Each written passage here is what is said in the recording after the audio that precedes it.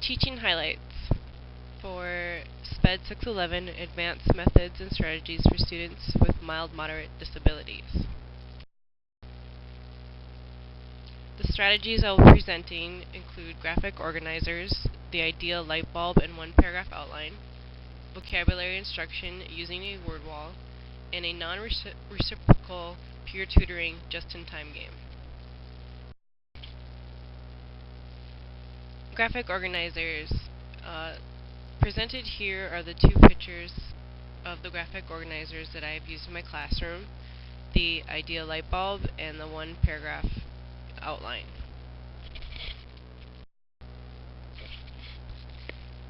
The approach that I used for the ideal light bulb and one paragraph outline involved me giving students a topic to write about which they already knew a lot on, and then the students went through the steps in order to produce a paragraph. This strategy I use 2 to 3 times a week as a journal entry to ensure that students grasp the concept of the organizer. And basically what happens is it's a 4-step graphic organizer strategy. First, students will jot the ideas on the ideal light bulb. Just whatever first comes to their head, they're going to write down.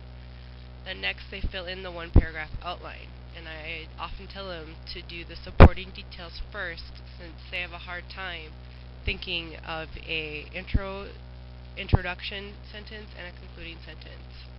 During the first and second steps, I also tell students not to worry about spelling or grammar, because when they reach the third step of get outline feedback from the teacher, that is when I'll work with them to correct their spelling and grammar.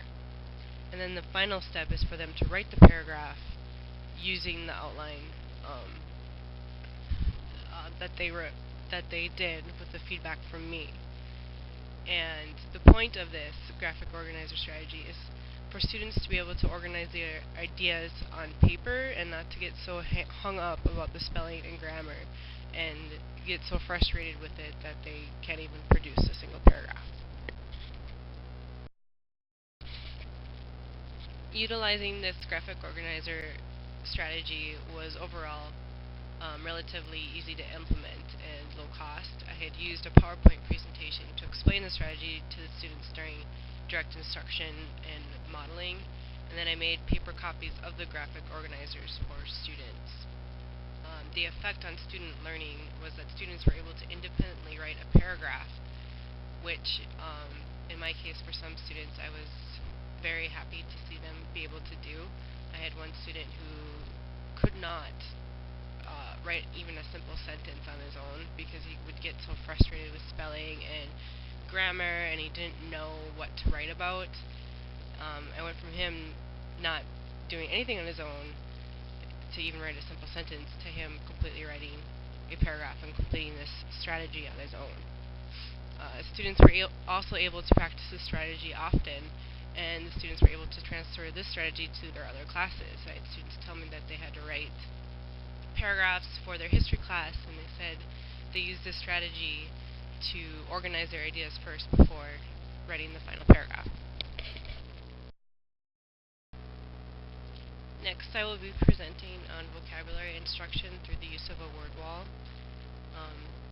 The pictures here show the word wall that is displayed in my classroom and an example of a student's word wall sheet that they fill out with the weekly word. This is a school-wide strategy that's been implemented at the high school I work at. Each teacher is required to do a word wall activity each day at the start of class for the first 5 to 10 minutes, and I found that this strategy is very effective in teaching vocabulary to my students. With the word wall, one content-specific vocabulary word is introduced each week, and each day the students fill out a section of the word wall sheets pertaining to the weekly word, and then the words are displayed on a board in the classroom. So in my classroom, in the first day, we introduced the term and decide a definition. We often use a dictionary, look up the word, and then discuss as a class how to put the definition into our own words, and then we decide which definition is most appropriate to write down in our sheets. And then the next day, we focus on using the word in a sentence. On the third day, we draw a picture of what the word means. On the fourth day, we discuss synonyms and antonyms of the word. And on day 5, we review the steps that we did already, and we discussed the level of understanding they have for the word at that time. In order to implement the word wall, you will need an area to display the word wall in your classroom. You'll need copies of the word wall sheets to disperse to students.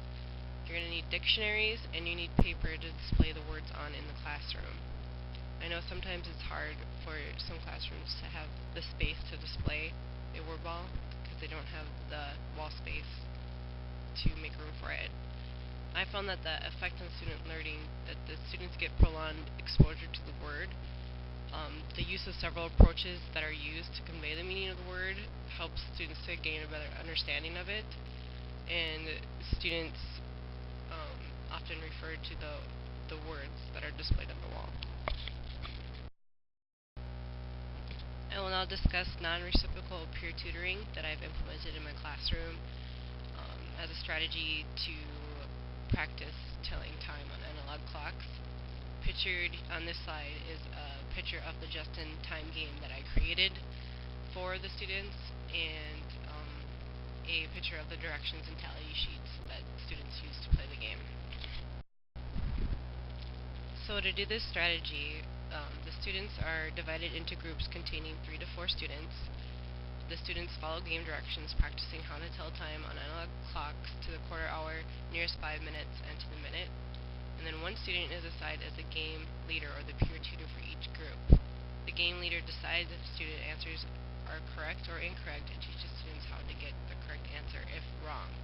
The reason why I use non-reciprocal peer tutoring in my classroom is because I have a variety of students with a variety of different needs, and I have some students who have mastered telling time on analog clocks, while I still have students that can't even tell time to the quarter hour yet. So I had to use this strategy so that everyone in the classroom is engaged in learning, and I've also noticed that the needs of the peer tutors are still being met because they're using their higher level thinking skills in order to teach other students how to tell time.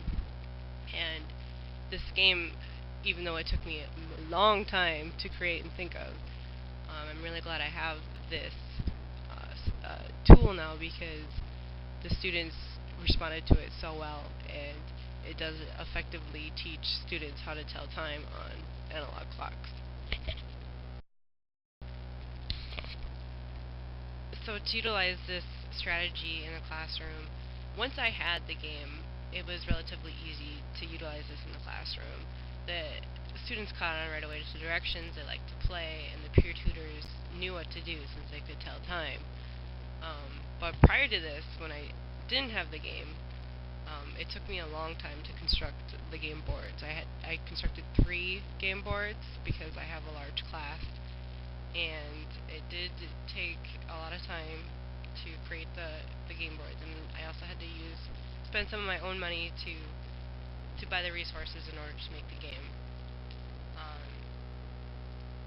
And also, and the reason why I needed to create the game is too is that often I teach at the high school level, and often the resources that are available to me are not age appropriate.